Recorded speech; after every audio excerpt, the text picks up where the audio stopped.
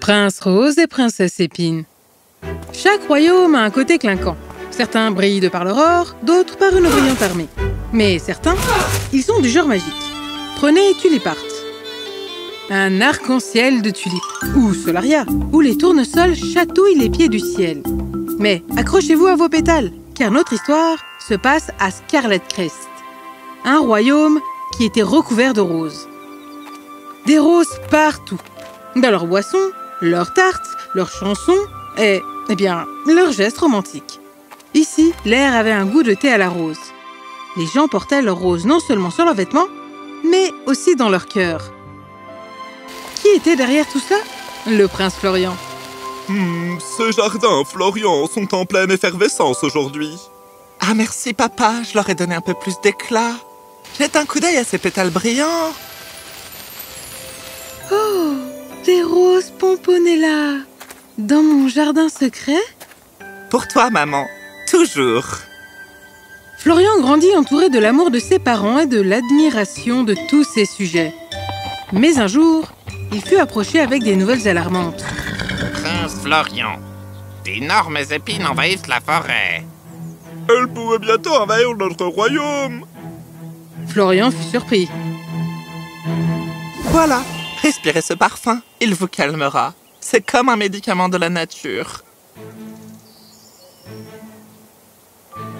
Ah, c'est mieux. Tout est rose maintenant. Florian se précipita dans la forêt. Waouh, il n'exagérait pas. Ces épines sont massives. Se faufilant dans le labyrinthe épineux, Florian tomba sur, tenez-vous bien, sur les vestiges d'un vieux château. Cela semble être la salle du trône. C'en est une, c'est la mienne. Oh, salut là. Séraphina, princesse Séraphina. Et vous êtes? Je suis le prince Florian de Scarlet Crest. Ah oui, le tristement célèbre petit prince du bouton de rose. Pas cool. Désolé. Cependant, vous avez l'air un peu déplumé. Qu'est-ce que vous, Vous êtes un peu comme un poulet sans plume. Madame. Je plaisante. Étant isolé ici, j'ai perdu une partie de mes compétences sociales. Pourquoi cet isolement? Les châteaux, c'est pour les princesses, pas ceci. Mes vibrations épineuses effrayaient tout le monde. J'ai été banni pour garder la réputation de la famille. C'est dur. Florian se souvint du soutien de sa famille.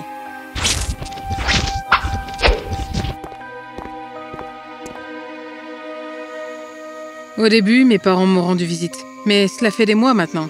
Séraphina révéla que son inquiétude pour ses parents faisait pousser les épines de manière incontrôlable. Si je sors, les gens s'enfuient. Mon inquiétude amplifie les épines. Mon royaume est en danger. Que se passe-t-il si je vous aide à retrouver vos parents? Vraiment?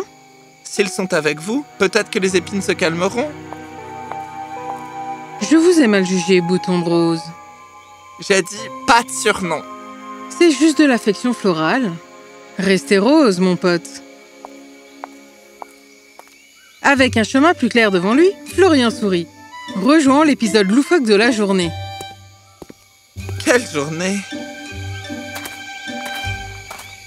Sans perdre un instant, Florian envoya des équipes à la recherche des parents de Séraphina et contacta les royaumes voisins. Tout ce que je peux faire maintenant, c'est attendre leur réponse. Alors que Florian déambulait dans les rues animées, la liesse de son royaume l'entourait. Pourtant, ses pensées étaient remplies de l'épineuse mais intrigante Séraphina. Elle est tellement différente, effrontée, insolente et, assez attirante. Attends, quoi? Accroche-toi, Florian. Attends, où suis-je? Perdu dans ses pensées, Florian s'était retrouvé involontairement à l'orée de la forêt. Eh bien, je suis déjà là. Une visite rapide ne fera pas de mal. Avec une confiance retrouvée, Florian s'enfonça dans la forêt, naviguant prudemment autour des épines menaçantes. Eh bien... Oh, c'est encore vous, monsieur Pétale. Bonjour à vous, l'épineuse. Mes blagues vous ont manqué? Oh, beaucoup. Ma journée était si vide sans elle. Alors, qu'est-ce qui vous a fait revenir? Un petit spectacle pour vous? D'un geste doux, Florian fit briller le château brisé de roses brillantes et lumineuses.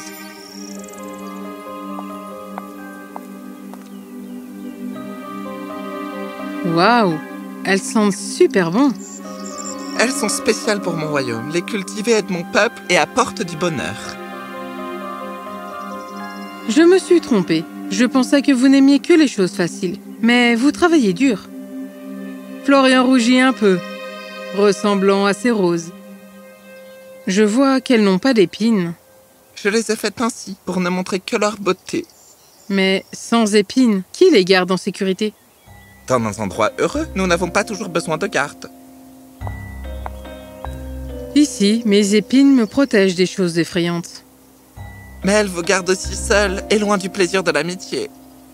C'est vrai, mais vous avez trouvé un moyen d'entrer, n'est-ce pas? Même s'ils étaient si différents, Séraphina et Florian commençaient enfin à se comprendre.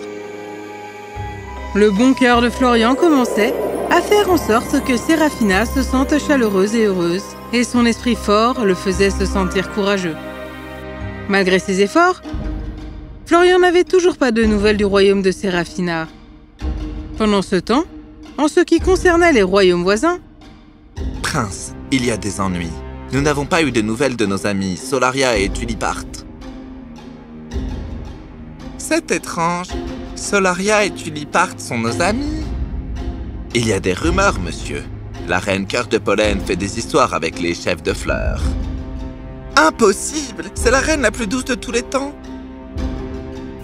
cette reine Cœur de Pollen régnait sur Amberflame, le pays des abeilles. Qu'est-ce qui vous rend grincheux? Des amis disparus, des abeilles bourdonnantes et un monde de fleurs à l'envers. C'est la cacophonie à la garden party. Et vous avez probablement besoin d'une danse. Avec vous? Pourquoi pas? Mais vraiment, pouvez-vous m'aider à garder ma maison? Que se passe-t-il si je fais une gaffe ou si les gens m'aiment pas? Vos épines sont cool. Elles sont fortes et courageuses. C'est ce dont nous avons besoin. Ce discours d'encouragement illumina Séraphina. Vous êtes avec moi? Jusqu'au bout, Rose. Elle se laissa conduire hors de la forêt. Ils atteignirent bientôt le royaume, mais furent accueillis par le messager frénétique. Mauvaise nouvelle, prince. Oh non, quoi encore? J'ai reçu des nouvelles du royaume voisin. Ils ont été attaqués par la reine Cœur de Pollen et elle se dirige chez nous avec toute son armée d'abeilles. La peur s'empara de Florian et, voyons cela, Séraphina s'avança. Nous n'avons pas beaucoup de temps. Séraphina! Ne vous inquiétez pas, Florian, je m'en charge. Alors que Séraphina pensait à la gentillesse à la fois infinie de Florian en elle, elle canalisa sa magie à travers le royaume, le barricadant contre l'essaim d'abeilles qui arrivaient. Aucun mal n'arrivera à personne. Alors qu'elle avait terminé, quelques soldats de Cœur de Pollen vinrent l'attaquer. Ah! Oh! Oh non! Ah! D'un geste rapide, Séraphina attrapa les abeilles sans même les égratigner.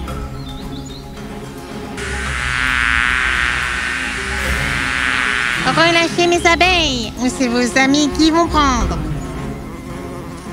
Amis? Au secours, on est là! Séraphina, notre chérie. Maman? Papa? Pourquoi vous faites cela, reine Cœur de Pollen? Ces gens et leurs fleurs fantaisistes. Ma maison était en difficulté. Je leur ai demandé de m'aider, mais j'ai eu un gros non. Pourquoi gâcher nos fleurs pour vous? Oui, pourquoi devons-nous écouter les demandes d'une créature ailée? Florian fut consterné d'entendre cela. Comment pouvez-vous dire ça? Juste parce qu'elle n'est pas une fleur royale? Même en tant que fleur, nous sommes toutes différents les uns des autres. Et c'est cette différence qui fait naître tant de beauté. Florian. Ne le croyez-vous pas, Séraphine? Oui. De plus, vous, les membres de la famille royale, avez besoin de la reine Cœur de Pollen. Ces abeilles aident à polliniser vos jardins, permettant aux fleurs de pousser. Papa, tu te souviens de ta fringale de gâteau de miel? Sans cette charmante reine des abeilles? Mon Dieu. Fini les petits déjeuners délicieux. Oups! Les rois et les reines des fleurs avaient l'air assez bêtes maintenant. Ils s'excusèrent très vite. D'accord, d'accord. Les excuses ont été présentées. On y va. Cœur de Pollen libéra les membres de la famille royale emprisonnés et Séraphina relâcha les soldats abeilles. Et juste comme ça, les murs d'épines géantes disparurent. Florian, toujours en hôte aimable, accueillit tout le monde dans son grand palais.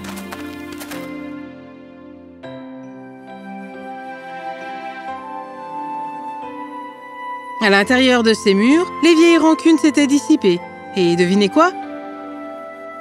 Notre impertinente Séraphina et la reine Cœur de Pollen, des besties totales maintenant. T'as une sacrée étincelle, n'est-ce pas?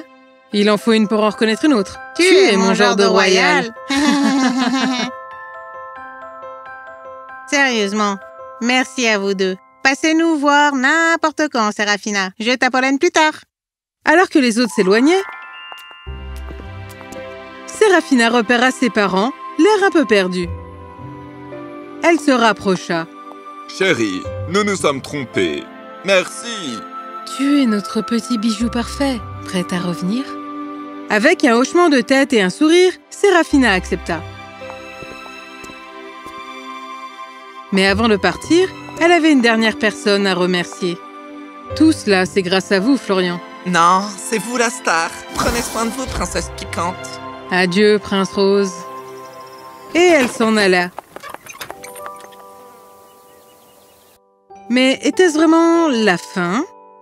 Pas question. Des pics ensoleillés aux aventures en cascade, ces deux-là s'amusaient bien. Jusqu'à ce que, par une soirée dorée sur la plage... Fais de moi la fleur la plus chanceuse. Épouse-moi. Absolument! Un mariage pas comme les autres.